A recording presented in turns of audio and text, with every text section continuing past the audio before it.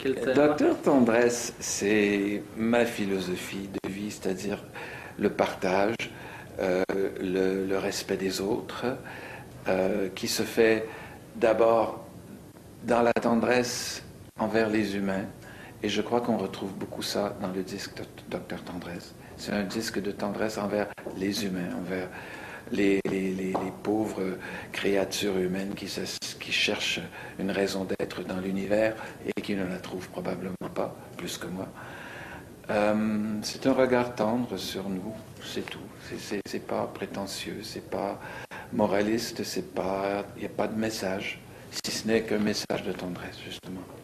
Votre mère a dû être fière quand même quand vous êtes devenu prêtre.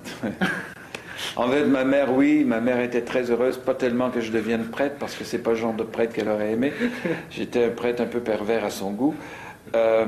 Mais ma mère, qui est une folle d'opéra, d'ailleurs c'est avec elle que j'ai commencé à aimer la musique, parce que ma mère écoutait de l'opéra sans arrêt chez moi. Donc je chantais Carmen et La Traviata quand j'avais 4 ans.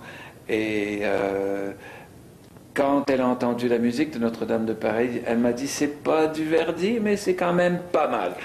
Et donc elle était très fière, surtout que je fasse partie d'un opéra, d'une comédie, parce que Notre-Dame c'était pas une comédie, c'était tout sauf une comédie, c'était une tragédie musicale, c'était un opéra moderne.